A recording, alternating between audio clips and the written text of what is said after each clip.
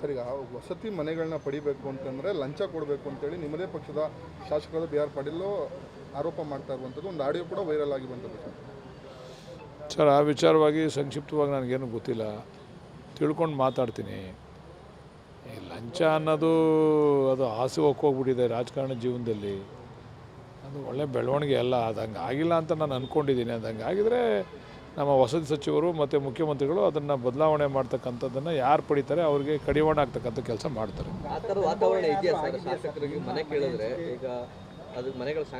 ಇಲ್ಲ, ನನಗಂತೂ ನಮ್ಮ ಅನುಭವದಲ್ಲಿ ಆ ಥರ ಆಗಿಲ್ಲ. ನಮ್ಗೆ ಯಾರೂ ದುಡ್ಡು ಕೇಳಿಲ್ಲ. ನಮಗೆಲ್ಲ ವಸತಿ ಸಚಿವರು ನಮಗೆ ಮನೆ ಮಂಜೂರಾತಿಯನ್ನು ಕೊಟ್ಟಿದ್ದಾರೆ. ಎಲ್ಲೂ ಕೂಡ ದುಡ್ಡನ್ನು ಯಾರೂ ಕೇಳಿಲ್ಲ ನಮಗೆ. ಎಚ್ ಕೆ ಪಾಟೀಲ್ ಅವರು ಒಂದು ಪತ್ರ ಬರೆದಿದ್ದಾರೆ, ಅಕ್ರಮ ಗಣಿಗಾರಿಕೆ ವಿಚಾರದಲ್ಲಿ 7 ಪುಟಗಳ ಪತ್ರ ಬರೆದಿದ್ದಾರೆ CM. ಒಂದು ಕಡೆ ಸಚಿವರುಗಳೇ ಈ ರೀತಿ ಪತ್ರ ಬರೀತಾ ಇದ್ದಾರೆ ಸರ್ಕಾರದಲ್ಲಿ. ಯಾರಾದ್ರೇನು ಎಲ್ಲೆಲ್ಲಿ ನ್ಯೂನ್ಯತೆ ಇದೆ ಸರಿಪಡಿಸ್ಬೇಕಾದ್ರೆ ಎಲ್ಲರದ್ದು ಜವಾಬ್ದಾರಿ ಅದು. ಎಚ್ ಕೆ ಪಾಟೀಲ್ರಿಗೆ ಏನಾರು ಅವ್ರ ಗಮನಕ್ಕೆ ಬಂದಿದ್ದರೆ ಮುಖ್ಯಮಂತ್ರಿಗಳ ಹತ್ರ ಚರ್ಚೆ ಮಾಡಿ ಮುಖ್ಯಮಂತ್ರಿಗಳಿಗೆ ಪತ್ರದ ಮುಖೇನ ಕೊಟ್ಟು ಅದ್ರ ಬಗ್ಗೆ ಸರಿಪಡಿಸ್ತಕ್ಕಂಥ ಕೆಲಸ ಮಾಡ್ತಾಯಿದ್ದೀವಿ. ಅಂದರೆ ನಾವು ವಿರೋಧಿಗಳು ವೀಕ್ ಆಗಿದ್ದಾರೆ, ನಾವೇ ಆ ವಿರೋಧಿ ಕೆಲಸನ ನಾವೇ ಮಾಡ್ಕೋತಾ ಇದ್ದೀವಿ. ದೊಡ್ಡ ಮಟ್ಟದ ಪಾದಯಾತ್ರೆ ಮಾಡಿದ್ದೀವಿ ವಿರೋಧ ಪಕ್ಷದ ಸಂದರ್ಭದಲ್ಲಿ. ಈಗ 92ರಷ್ಟು ಪ್ರಕರಣಗಳು ಇನ್ನೂ ಕೂಡ ಬಾಕಿ ಇದೆ. ಈಗ ಯಾಕೆ ಅದನ್ನು ಮಾಡ್ತಿಲ್ಲ? ಯಾವ ವಿಚಾರವಾಗಿ? ಅದಕ್ಕೆ ನನಗೆ ಅದ್ರ ಬಗ್ಗೆ ಜಾಸ್ತಿ ಮಾಹಿತಿ ಇಲ್ಲ. ಮಾಹಿತಿ ಇದ್ದರೆ ನಾನು ಅದ್ರ ಬಗ್ಗೆ ಚರ್ಚೆ ಮಾಡ್ತೀನಿ, ನನಗೆ ಗೊತ್ತಿಲ್ಲ. ಬಟ್ ಆ ಪತ್ರ ಬರೆದು ಸರಿಪಡಿಸ್ಲಿಕ್ಕೆ ಆ ವಿರೋಧ ಪಕ್ಷನೇ ಆಗಬೇಕು ಅಂತಿಲ್ಲ, ಆಡಳಿತ ಪಕ್ಷದಲ್ಲೂ ಕೂಡ ಆ ಕಾರ್ಯವನ್ನು ಮಾಡ್ಬೋದು. ಸರ್, SIT ರಚನೆ ಮಾಡಿದ್ದು ತಮ್ಮದೇ ಸರ್ಕಾರ, ಆದರೂ ಕೂಡ 8% ಅಷ್ಟು ತನಿಖೆ ಆಗಿದೆ, ಅಂದರೆ ಒಳಪಟ್ಟಿದ್ದಾರೆ ಅವರು. ಇನ್ನು 92% ಯಾರು ಕೂಡ ಇದಕ್ಕೆ ಒಳಪಟ್ಟಿಲ್ಲ ಅಂತ ಹೇಳ್ತಾರೆ. ಯಾಕೆ ಅಂತ ಅಷ್ಟು ನಿರ್ಲಕ್ಷ್ಯ ಯಾಕೆ? ಸ್ವಲ್ಪ ಡೀಪಾಗಿ ಹೋಗ್ತಾ ಇದ್ದಾರಲ್ಲ, ಅದರಿಂದ ಸ್ವಲ್ಪ ತಡ ಆಗ್ತಾ ಇದೆ. ನಾವು ಒತ್ತಡ ಆಗ್ತೀವಿ, ಬೇಗ ಮುಗಿಸಿ ಅಂತೇಳಿ ಮನವಿ ಮಾಡ್ತೀವಿ. ತನಿಖೆ ನಡೀತಾ ಇದೆ ಅಂತ ಆರೋಪ ಮಾಡ್ತಾರೆ. ಆನೆಗತಿರ್ಲಿ ಅಂತಲ್ಲ, ಆಮೆಗತಿಲಿ ನೀವು ಹೇಳ್ತಾ ಇರೋದು. ಆಮೆಗತಿಲಿ ಅಂತ ನೀವು ಹೇಳ್ತಾ ಇದ್ದೀರಾ. ಇಲ್ಲ, ಆ ಥರ ಏನಿಲ್ಲ. ಸಾಕ್ಷ್ಯಾಧಾರಗಳನ್ನೆಲ್ಲ ಕಲೆಕ್ಟ್ ಮಾಡ್ತಾವ್ರೆ. ಇನ್ನೂ ಕೂಡ ಅವ್ರಿಗೆ ಇನ್ನೂ ಸಾಕ್ಷ್ಯಾಧಾರಗಳು ಬೇಕು ಆ ವಿಚಾರವಾಗಿ. ಯಾಕಂದರೆ ಒಂದು SIT ತನಿಖೆಯಲ್ಲಿ ಒಂದು ಅಂತಿಮ ರೂಪರೇಷೆ ಬರಬೇಕಾದ್ರೆ ಅದು ಸರಿಯಾದ ಮಾಹಿತಿ ಕೊಡಬೇಕಲ್ಲ, ಅದಕ್ಕೋಸ್ಕರ ನಿಧಾನ ಆಗ್ತಾಯಿದೆ. ಸರ್, ನವೆಂಬರ್ನಲ್ಲಿ CM ಬದಲಾಗ್ತಾರೆ ಅಂತ ಚರ್ಚೆ ಆರಂಭವಾಗಿದೆ. ಯಾರು ಚರ್ಚೆ? ನೀವು ಮಾಧ್ಯಮದವ್ರು ಮಾಡ್ತಾ ಇದ್ರೆ ಎಲ್ಲೂ ಚರ್ಚೆ ಆಗಿಲ್ಲ. ಅದು BJP ನಾಯಕರು ಕೂಡ ಹೇಳ್ತಾ ಇದ್ದಾರೆ ಸರ್. BJP ಅಲ್ಲ ರೀ, BJP ಅವ್ರು ಏನಾರು CM ಆಯ್ತಾರೇನು ರೀ? CM ಆಗೋದು ಕಾಂಗ್ರೆಸ್ನಲ್ಲಿ. ನಾವು ಚರ್ಚೆ ಮಾಡ್ಬೇಕು, ಅವ್ರು ಹೆಂಗೆ ಚರ್ಚೆ ಮಾಡ್ತಾರೆ BJP ಅವರು? BJP ಅವ್ರು ಏನಾದರೂ ಆಗಂಗಿದ್ರೆ ಅವ್ರು ಚರ್ಚೆ ಮಾಡಬೇಕು. CM ಬದಲಾವಣೆ ಆಯ್ತದೆ ಅಂತ ಹೈಕಮಾಂಡಲ್ಲಿ ನಮ್ಮಲ್ಲಿ ಚರ್ಚೆ ಆಗಬೇಕು. BJP ಅವ್ರು ಯಾಕೆ ಅದನ್ನು ಚರ್ಚೆ ಮಾಡ್ತಾರೆ?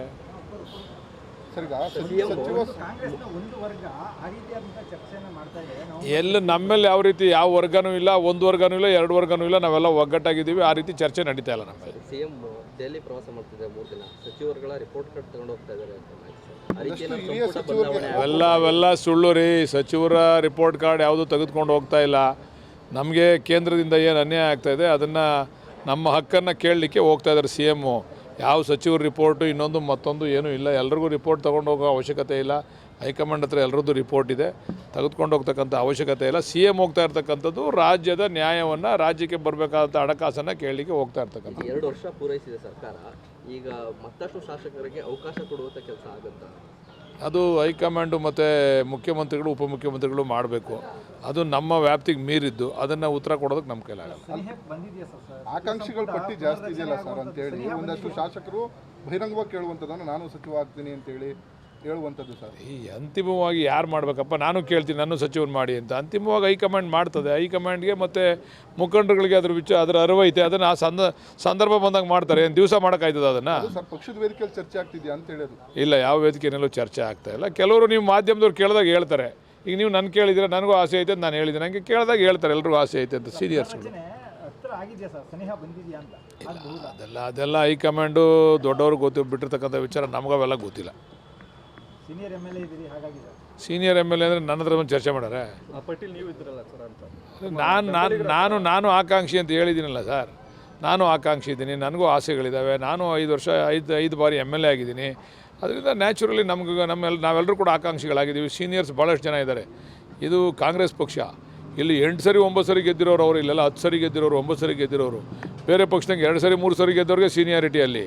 ಇಲ್ಲಿ ಹಂಗಲ್ಲ. 7 ಸರಿ 8 ಸರಿ 9 ಸರಿ ಗೆದ್ದಿರ್ತಕ್ಕಂಥ ನಾಯಕರುಗಳಿದ್ದಾರೆ ಇಲ್ಲಿ. ನಮಗೂ ಆಸೆ ಇದೆ ಶೀಘ್ರದಲ್ಲಿ ನಮ್ಮನ್ನು ಮಾಡಲಿ ಅಂತ. ಸರ್, ಈಗ ವಸತಿ ಮನೆಗಳನ್ನ ಪಡಿಬೇಕು ಅಂತಂದರೆ ಲಂಚ ಕೊಡಬೇಕು ಅಂತೇಳಿ ನಿಮ್ಮದೇ ಪಕ್ಷದ ಶಾಸಕರಾದ ಬಿ ಆರ್ ಪಾಟೀಲ್ ಆರೋಪ ಮಾಡ್ತಾ ಇರುವಂಥದ್ದು ಒಂದು ಆಡಿಯೋ ಕೂಡ ವೈರಲ್ ಆಗಿರುವಂಥದ್ದು ಸರ್. ಸರ್, ಆ ವಿಚಾರವಾಗಿ ಸಂಕ್ಷಿಪ್ತವಾಗಿ ನನಗೇನು ಗೊತ್ತಿಲ್ಲ, ತಿಳ್ಕೊಂಡು ಮಾತಾಡ್ತೀನಿ. ಈ ಲಂಚ ಅನ್ನೋದು ಅದು ಹಾಸಿ ಹೋಗ್ಬಿಟ್ಟಿದೆ ರಾಜಕಾರಣ ಜೀವನದಲ್ಲಿ. ಅದು ಒಳ್ಳೆ ಬೆಳವಣಿಗೆ ಅಲ್ಲ. ಅದು ಹಂಗೆ ಆಗಿಲ್ಲ ಅಂತ ನಾನು ಅಂದ್ಕೊಂಡಿದ್ದೀನಿ. ಅದು ಹಂಗೆ ಆಗಿದ್ರೆ ನಮ್ಮ ವಸತಿ ಸಚಿವರು ಮತ್ತು ಮುಖ್ಯಮಂತ್ರಿಗಳು ಅದನ್ನು ಬದಲಾವಣೆ ಮಾಡ್ತಕ್ಕಂಥದ್ದನ್ನು ಯಾರು ಪಡಿತಾರೆ ಅವ್ರಿಗೆ ಕಡಿವಾಣ ಆಗ್ತಕ್ಕಂಥ ಕೆಲಸ ಮಾಡ್ತಾರೆ. ಆ ಥರದ ವಾತಾವರಣ ಇದೆಯಾ ಸರ್? ಶಾಸಕರಿಗೆ ಮನೆ ಕೇಳಿದ್ರೆ ಈಗ ಅದು ಮನೆಗಳು ಸ್ಯಾಂಕ್ಷನ್ ಆಗ್ತಾ ಇಲ್ಲ, ನನಗಂತೂ ನಮ್ಮ ಅನುಭವದಲ್ಲಿ ಆ ಥರ ಆಗಿಲ್ಲ. ನಮ್ಗೆ ಯಾರೂ ದುಡ್ಡು ಕೇಳಿಲ್ಲ. ನಮಗೆಲ್ಲ ವಸತಿ ಸಚಿವರು ನಮಗೆ ಮನೆ ಮಂಜೂರಾತಿಯನ್ನು ಕೊಟ್ಟಿದ್ದಾರೆ. ಎಲ್ಲೂ ಕೂಡ ದುಡ್ಡನ್ನು ಯಾರೂ ಕೇಳಿಲ್ಲ ನಮಗೆ. ಸರ್, ಎಚ್ ಕೆ ಪಾಟೀಲ್ ಅವರು ಒಂದು ಪತ್ರ ಬರೆದಿದ್ದಾರೆ ಅಕ್ರಮ ಗಣಿಗಾರಿಕೆ ವಿಚಾರದಲ್ಲಿ 7 ಪುಟಗಳ ಪತ್ರ ಬರೆದಿದ್ದಾರೆ ಸಿಎಂ. ಅದೇ ಒಂದು ಕಡೆ ಸಚಿವರುಗಳೇ ಈ ರೀತಿ ಪತ್ರ ಬರೀತಾ ಇದ್ದಾರೆ ಸರ್ಕಾರದಲ್ಲಿ. ಯಾರಾದ್ರೇನು ಎಲ್ಲೆಲ್ಲಿ ನ್ಯೂನ್ಯತೆ ಇದೆ ಸರಿಪಡಿಸ್ಬೇಕಾದ್ರೆ ಎಲ್ಲರದ್ದು ಜವಾಬ್ದಾರಿ ಅದು. ಎಚ್ ಕೆ ಪಾಟೀಲ್ರಿಗೆ ಏನಾರು ಅವ್ರ ಗಮನಕ್ಕೆ ಬಂದಿದ್ದರೆ ಮುಖ್ಯಮಂತ್ರಿಗಳ ಹತ್ರ ಚರ್ಚೆ ಮಾಡಿ ಮುಖ್ಯಮಂತ್ರಿಗಳಿಗೆ ಪತ್ರದ ಮುಖೇನ ಕೊಟ್ಟು ಅದ್ರ ಬಗ್ಗೆ ಸರಿಪಡಿಸ್ತಕ್ಕಂಥ ಕೆಲಸ ಮಾಡ್ತಾಯಿದ್ದೀವಿ. ಅಂದರೆ ನಾವು ವಿರೋಧಿಗಳು ವೀಕ್ ಆಗಿದ್ದಾರೆ, ನಾವೇ ಆ ವಿರೋಧಿ ಕೆಲಸನ ನಾವೇ ಮಾಡ್ಕೋತಾ ಇದ್ದೀವಿ. ದೊಡ್ಡ ಮಟ್ಟದ ಪಾದಯಾತ್ರೆ ಮಾಡಿದ್ರಿ ವಿರೋಧ ಪಕ್ಷದ ಇದ್ದಂಥ ಸಂದರ್ಭದಲ್ಲಿ. ಈಗ 92ರಷ್ಟು ಪ್ರಕರಣಗಳು ಇನ್ನೂ ಕೂಡ ಬಾಕಿ ಇದೆ. ಈಗ ಯಾಕೆ ಅದನ್ನು ಮಾಡ್ತಿಲ್ಲ? ಯಾವ ವಿಚಾರವಾಗಿ? ಗಣಿಗಾರಿಕೆ ಅದಕ್ಕೆ ನನಗೆ ಅದ್ರ ಬಗ್ಗೆ ಜಾಸ್ತಿ ಮಾಹಿತಿ ಇಲ್ಲ. ಮಾಹಿತಿ ಇದ್ದರೆ ನಾನು ಅದ್ರ ಬಗ್ಗೆ ಚರ್ಚೆ ಮಾಡ್ತೀನಿ, ನನಗೆ ಗೊತ್ತಿಲ್ಲ. ಬಟ್ ಪತ್ರ ಬರೆದು ಸರಿಪಡಿಸ್ಲಿಕ್ಕೆ ಆ ವಿರೋಧ ಪಕ್ಷನೇ ಆಗಬೇಕು ಅಂತಿಲ್ಲ, ಆಡಳಿತ ಪಕ್ಷದಲ್ಲೂ ಕೂಡ ಆ ಕಾರ್ಯವನ್ನು ಮಾಡ್ಬೋದು. ಸರ್, SIT ರಚನೆ ಮಾಡಿದ್ದು ತಮ್ಮದೇ ಸರ್ಕಾರ, ಆದರೂ ಕೂಡ 8% ಅಷ್ಟು ತನಿಖೆ ಆಗಿದೆ, ಅಂದರೆ ಒಳಪಟ್ಟಿದ್ದಾರೆ ಅವರು. ಇನ್ನು 92% ಯಾರು ಕೂಡ ಇದಕ್ಕೆ ಒಳಪಟ್ಟಿಲ್ಲ ಅಂತ ಹೇಳ್ತಾರೆ. ಪೆಂಡಿಂಗ್ ಯಾಕೆ ಅಂತ ಅಷ್ಟು ನಿರ್ಲಕ್ಷ್ಯ ಯಾಕೆ? ಸ್ವಲ್ಪ ಡೀಪಾಗಿ ಹೋಗ್ತಾ ಇದ್ದಾರಲ್ಲ, ಅದರಿಂದ ಸ್ವಲ್ಪ ತಡ ಆಗ್ತಾ ಇದೆ. ನಾವು ಒತ್ತಡ ಆಗ್ತೀವಿ, ಬೇಗ ಮುಗಿಸಿ ಅಂತೇಳಿ ಮನವಿ ಮಾಡ್ತೀವಿ. ತನಿಖೆ ನಡೀತಾ ಇದೆ ಅಂತ ಆರೋಪ ಮಾಡ್ತಾರೆ. ಆನೆಗತಿಲಿ ಅಂತಲ್ಲ, ಆಮೆಗತಿಲಿ ನೀವು ಹೇಳ್ತಾ ಇರೋದು. ಆಮೆಗತಿಲಿ ಅಂತ ನೀವು ಹೇಳ್ತಾ ಇದ್ದೀರಾ. ಇಲ್ಲ, ಆ ಥರ ಏನಿಲ್ಲ. ಸಾಕ್ಷ್ಯಾಧಾರಗಳನ್ನೆಲ್ಲ ಕಲೆಕ್ಟ್ ಮಾಡ್ತಾವ್ರೆ. ಇನ್ನೂ ಕೂಡ ಅವ್ರಿಗೆ ಇನ್ನೂ ಸಾಕ್ಷ್ಯಾಧಾರಗಳು ಬೇಕು ಆ ವಿಚಾರವಾಗಿ. ಯಾಕಂದರೆ ಒಂದು SIT ತನಿಖೆಯಲ್ಲಿ ಒಂದು ಅಂತಿಮ ರೂಪರೇಷೆ ಬರಬೇಕಾದ್ರೆ ಅದು ಸರಿಯಾದ ಮಾಹಿತಿ ಕೊಡಬೇಕಲ್ಲ, ಅದಕ್ಕೋಸ್ಕರ ನಿಧಾನ ಆಗ್ತಾಯಿದೆ. ಸರ್, ಈಗ ಸರ್, ನವೆಂಬರ್ನಲ್ಲಿ ಸಿಎಂ ಬದಲಾಗ್ತಾರೆ ಅಂತ ಅನ್ನುವಂಥ ಚರ್ಚೆ ಆರಂಭವಾಗಿದೆ. ಯಾರು ಚರ್ಚೆ? ನೀವು ಮಾಧ್ಯಮದವ್ರು ಮಾಡ್ತಾಯಿದ್ರೆ ಎಲ್ಲೂ ಚರ್ಚೆ ಆಗಿಲ್ಲ. ಅದು ಬಿಜೆಪಿ ನಾಯಕರು ಕೂಡ ಹೇಳ್ತಾ ಇದ್ದಾರೆ ಸರ್. BJP ಅಲ್ಲ ರೀ, BJP ಅವ್ರು ಏನಾರು CM ಆಯ್ತಾರೇನ್ರಿ? CM ಆಗೋದು ಕಾಂಗ್ರೆಸ್ನಲ್ಲಿ. ನಾವು ಚರ್ಚೆ ಮಾಡ್ಬೇಕು, ಅವ್ರು ಹೆಂಗೆ ಚರ್ಚೆ ಮಾಡ್ತಾರೆ? BJP ಅವ್ರು ಏನಾದರೂ ಆಗಂಗಿದ್ರೆ ಅವ್ರು ಚರ್ಚೆ ಮಾಡಬೇಕು. CM ಬದಲಾವಣೆ ಆಯ್ತದೆ ಅಂತ ಹೈಕಮಾಂಡಲ್ಲಿ ನಮ್ಮಲ್ಲಿ ಚರ್ಚೆ ಆಗಬೇಕು. BJP ಅವ್ರು ಯಾಕೆ ಅದನ್ನು ಚರ್ಚೆ ಮಾಡ್ತಾರೆ? ಸರ್, ಈಗ ಕಾಂಗ್ರೆಸ್ನ ಒಂದು ವರ್ಗ ಆ ರೀತಿಯಾದಂಥ ಚರ್ಚೆಯನ್ನು ಮಾಡ್ತಾ ಇದೆ. ಎಲ್ಲ ನಮ್ಮಲ್ಲಿ ಯಾವ ರೀತಿ ಯಾವ ವರ್ಗನೂ ಇಲ್ಲ, ಒಂದು ವರ್ಗನೂ ಇಲ್ಲ, 2 ವರ್ಗನೂ ಇಲ್ಲ. ನಾವೆಲ್ಲ ಒಗ್ಗಟ್ಟಾಗಿದ್ದೀವಿ. ಆ ರೀತಿ ಚರ್ಚೆ ನಡೀತಾ ಇಲ್ಲ ನಮ್ಮಲ್ಲಿ. ಸಿಎಂ ದೆಹಲಿ ಪ್ರವಾಸ ಮಾಡ್ತಿದ್ದಾರೆ 3 ದಿನ. ಸಚಿವರುಗಳ ರಿಪೋರ್ಟ್ ಕಾರ್ಡ್ ತಗೊಂಡು ಹೋಗ್ತಾ ಇದ್ದಾರೆ ಅಂತ ಆ ರೀತಿ ಸಂಪುಟ ಬದಲಾವಣೆ ಅವೆಲ್ಲ ಸುಳ್ಳು ರೀ. ಸಚಿವರ ರಿಪೋರ್ಟ್ ಕಾರ್ಡ್ ಯಾವುದು ತೆಗೆದುಕೊಂಡು ಹೋಗ್ತಾ ಇಲ್ಲ. ನಮಗೆ ಕೇಂದ್ರದಿಂದ ಏನು ಅನ್ಯಾಯ ಆಗ್ತಾಯಿದೆ ಅದನ್ನು ನಮ್ಮ ಹಕ್ಕನ್ನು ಕೇಳಲಿಕ್ಕೆ ಹೋಗ್ತಾ ಇದ್ದಾರೆ CM. ಯಾವ ಸಚಿವರ ರಿಪೋರ್ಟು ಇನ್ನೊಂದು ಮತ್ತೊಂದು ಏನೂ ಇಲ್ಲ. ಎಲ್ರಿಗೂ ರಿಪೋರ್ಟ್ ತೊಗೊಂಡು ಹೋಗೋ ಅವಶ್ಯಕತೆ ಇಲ್ಲ. ಹೈಕಮಾಂಡ್ ಹತ್ರ ಎಲ್ಲರದ್ದು ರಿಪೋರ್ಟ್ ಇದೆ, ತೆಗೆದುಕೊಂಡು ಹೋಗ್ತಕ್ಕಂಥ ಅವಶ್ಯಕತೆ ಇಲ್ಲ. CM ಹೋಗ್ತಾ ಇರ್ತಕ್ಕಂಥದ್ದು ರಾಜ್ಯದ ನ್ಯಾಯವನ್ನು, ರಾಜ್ಯಕ್ಕೆ ಬರಬೇಕಾದಂಥ ಹಣಕಾಸನ್ನು ಕೇಳಲಿಕ್ಕೆ ಹೋಗ್ತಾ ಇರ್ತಕ್ಕಂಥ. 2 ವರ್ಷ ಪೂರೈಸಿದೆ ಸರ್ಕಾರ.